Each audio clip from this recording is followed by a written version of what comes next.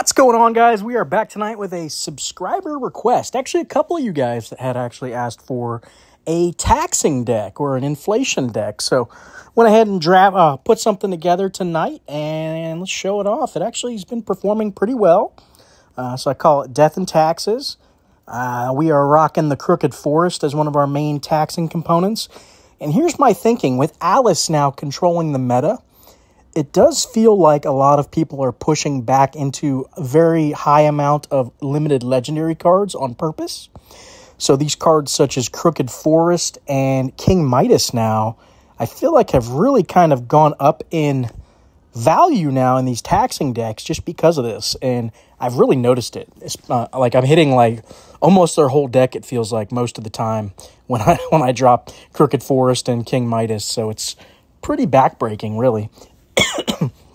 On top of that, we are rocking Statue of Liberty. Only have 12 cards they're targeting. We've got the Life on Land along with the Arts and Culture cards.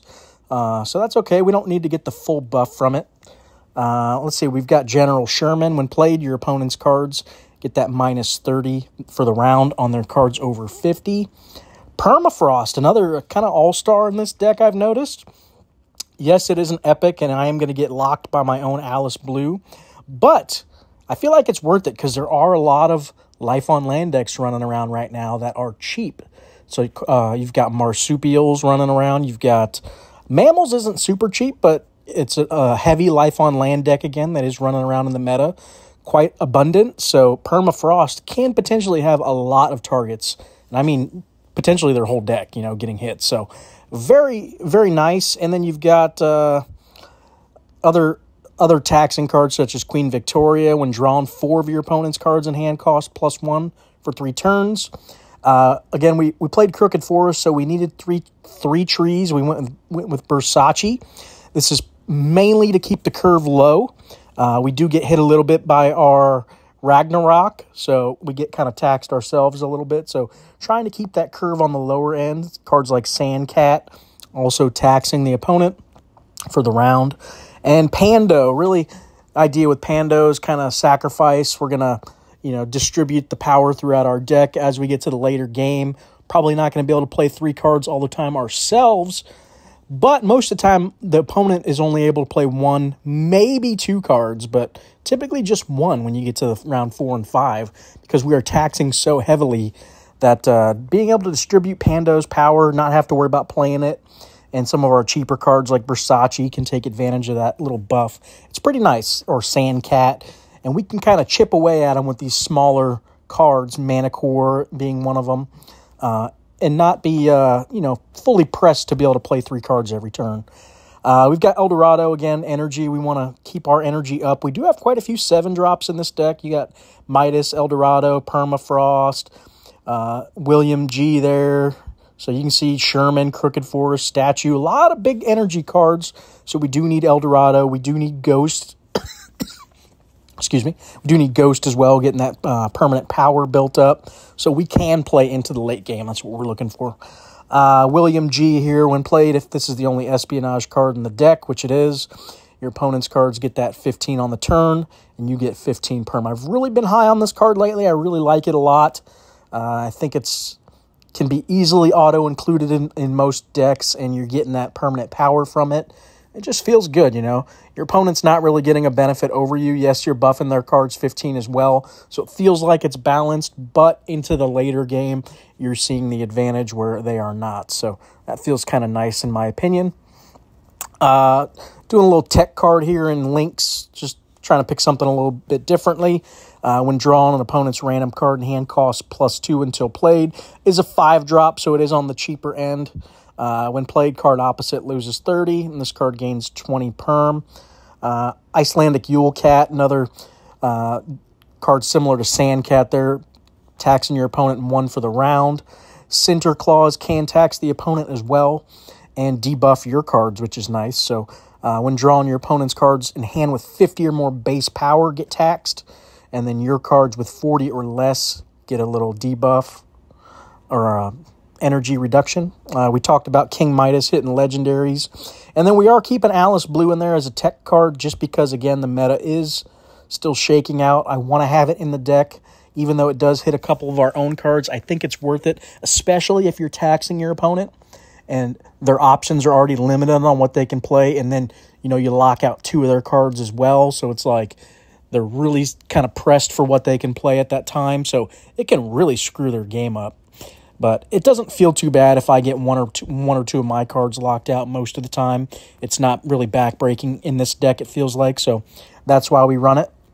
But overall, I've been pretty happy with this brew. I think it's definitely a fun one. Feels a little bit evil. Your opponents really struggle to play cards. But that's the name of the game, right? If they want to bring these high-energy decks and think they can get away with it, well, that's why we're here, right? We want to keep those decks in line. So we're going to see if we can do that here today. Looks like we're up against Sleepy Sound. Ooh, look at that. That's some cool card backs there. See what he's up against. We just... Looks like we're taxing him right out the gate really hard here. Icelandic hit. So, yeah, he just got +4 on his whole hand there. Pretty grueling there. Let's see. Let's go ahead and... Let's do it like this. He's probably going to win, so I don't want to play Alice Blue here. Yeah, look how much energy he just spent there. What was that, 31 energy in one turn? Oof, brutal. This deck does typically lose early, obviously, while they have energy. As you're getting into the late game. Ooh, Mana Cord had a nice +2 on 4 cards there. It's pretty nasty. Our Sandcat is still locked. Let's get that Crooked Forest down. Like I said, I think it's going to be really good in this meta. We'll go Center Claws. Just going to slowly cycle some cards here. Yeah, you can see he's rocking almost all legendary cards here. So Crooked probably going to do him pretty nasty. I notice a lot of guys just tend to concede up against these kind of decks, so we might get a forfeit after this first round. I've been seeing it, especially if they're very legendary heavy.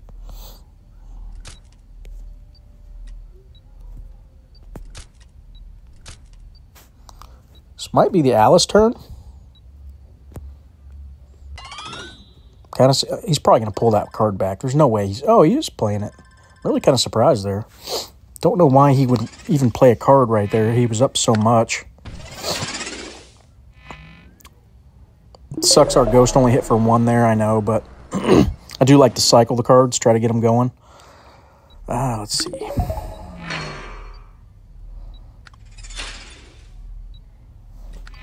Ooh, definitely need to get that Eldorado down. I want to take advantage of it. Let's do it like this.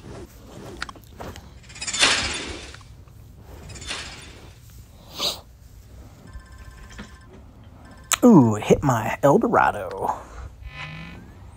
So, forgot to mention the other night's video. We just had my son's birthday party this past weekend, so it was pretty fun. We had a nice little Mario theme to it. So, I had my son dressed up as Mario and my littlest son dressed up as Luigi. So, they were running around all having a good time. It's funny at that age, too. Like, the little kids always feel like they need to be getting presents, too. So, we actually had to pack presents for my youngest son, just so, because he kept saying, like, we'd be like, oh, it's Brantley's birthday. That's the oldest whose birthday it was. And he'd be like, no, it's Bryson's birthday. Like, he was, like, animate that, no, it's his birthday. No, he's getting presents, too. So it's kind of funny, you know, just seeing how these kids react. But, yeah, we ended up just getting him some presents, too. We're like, you know, we're not going to deal with this. Just, let's just go ahead and get him a couple. So I think we got him 2 really small gifts just so he could open something and feel like, you know, he had a little fun. It was his birthday too, but obviously it's not. But it was cool though. Our my wife's brother, his wife, for my son's birthday, got us tickets to the Barnum and Bailey Circus coming up. So I think it's this coming weekend. So that should be fun. We're kind of excited to see. Haven't been to a circus in a little while, so it should be pretty cool.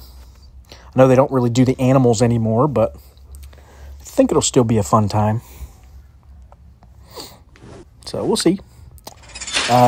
ever since we got back this past weekend, aside from that, my son's been, I've got some of the arcade 1-up consoles. I think I've mentioned this in some past videos, but my son's been wanting to play on them, so I've been letting him play. You know, I've got the Marvel vs. Capcom, and then I've got the Mortal Kombat one, so both fighting games. My son's only 6, so I'm like, I wonder if this is a good idea to be letting him already experience fighting games or not. Kind of feels bad, but I don't know. Maybe not. Let me know what you guys think. Is it too young for your kids to be duking it out on fighting games like Mortal Kombat? My son, actually, it's funny, I'll like fatality him. I think yesterday I was doing the Scorpion where he takes his face mask off and it's a skull and then he like torches you with fire. I was doing that, and he'd get scared. Like he'd actually like turn away, like try to run away and stuff. I was like, oh man, you don't like that, huh? So kind of funny, really. Makes you wonder if is that going to affect him later down the line? Is that going to cause issues? You know, we subjected him to these violent games at such a young age. Something I always consider, you know. It's funny because, like, as when I was a kid, it's not something I really thought about. You know, I'd play whatever game, and it wasn't like, oh, this is so violent. Like, remember back in the day, N64 came out, like, 007, GoldenEye. Like, that was the game back in the day, but it was violent, you know. It was a guy running around shooting people, so I don't know. Kind of makes you wonder, like, what's going to happen? Like, does that affect these kids? I just don't know. So, I don't know, something to consider. Curious what you guys think about that. If that's, you know, do you do that with your kids? For those of you that do have kids, do you let them play whatever, or are you real strict and monitor what they're doing?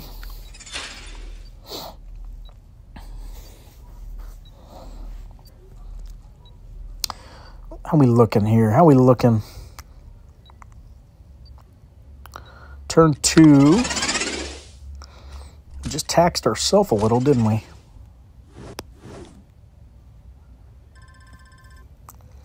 Is that game? Oh, maybe not. We got one more turn. Nice lead, though.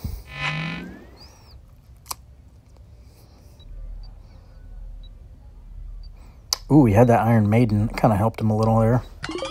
Ooh, we're going to get some tax off, though, so this is good. Manticore doing him dirty right there. Ooh, fantastic card. All right, let's see if we can get the win here. Let's put our max down. Let's go King Midas. I think that's going to do it. Good game, kind sleepy sir. Hopefully it wasn't too painful. All right, let's do one more.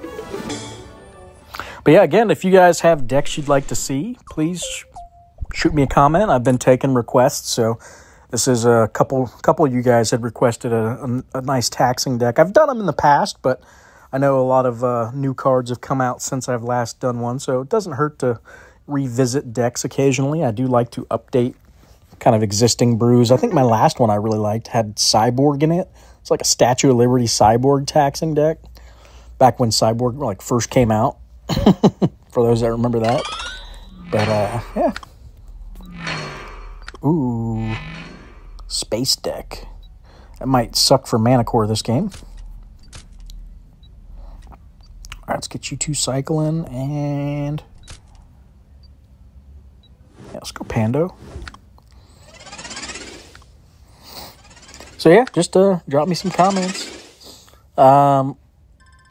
Again, reminder, I do have that eBay store. I've been trying to get into selling the Pokemon sports card thing, so any of you guys interested in that, I've got it. Some of my videos I have it tagged. Some of them I forget to tag it, but definitely check it out. I'll try to tag it on this video if I remember. So, yeah, definitely for those of you that like to do that. I've actually been, like, myself, I've been watching a lot of videos on it. I actually enjoy the ones where the guys go to the card shows themselves and they're like doing all the crazy trades and stuff. So it's really fun to watch if you haven't checked any of those out before. But you'll see these guys going like sport card shows or Pokemon card shows and striking up crazy deals. Like, I seen some where these guys are dropping, like, hundreds of thousands of dollars on cards, and you're just like, oh my God, how do these people afford this stuff?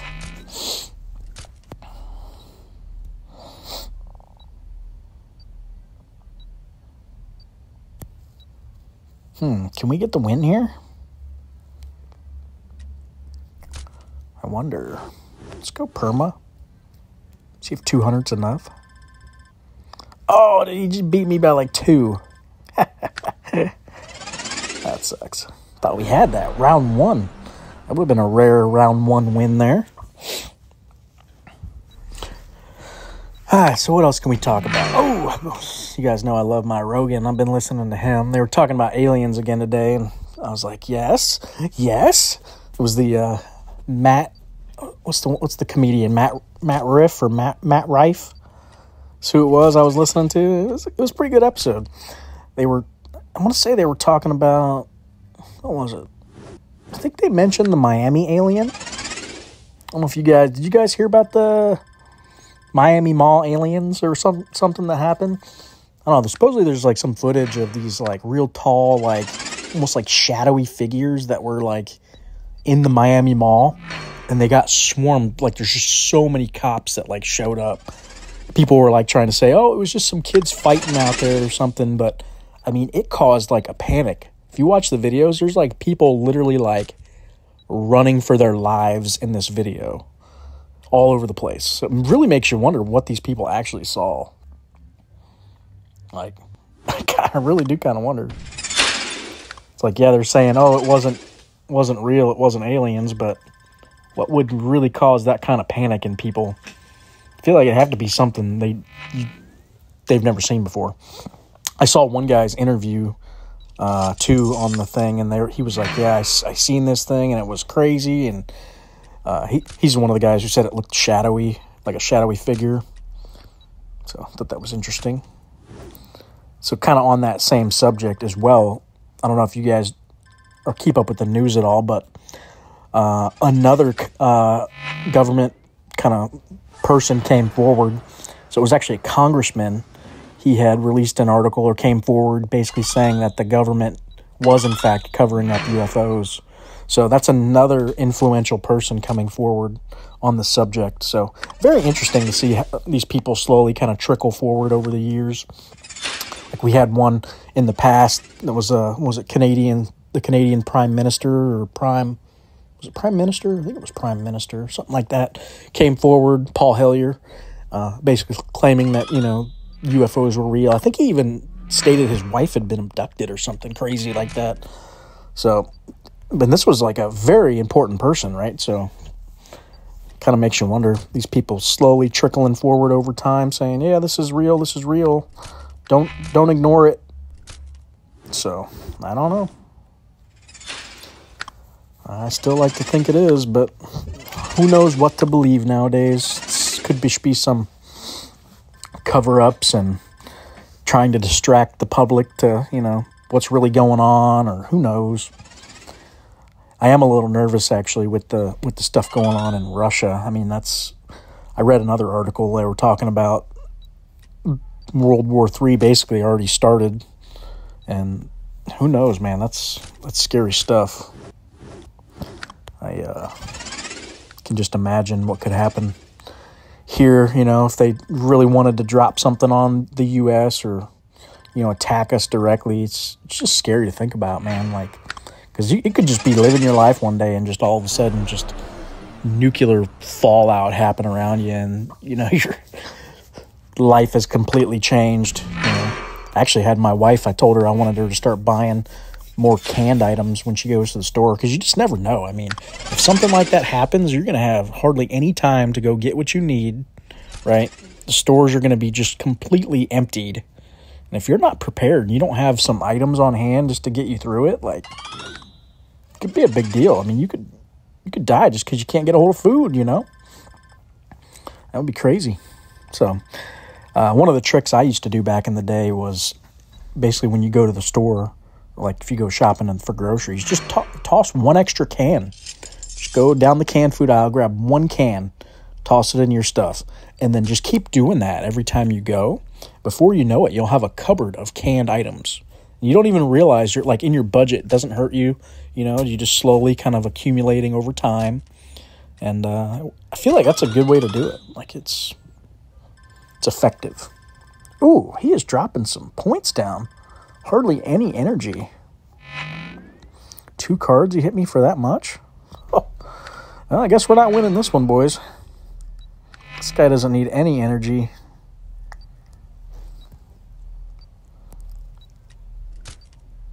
Yeah, I don't even have that much to put down. So that's GG. He got us.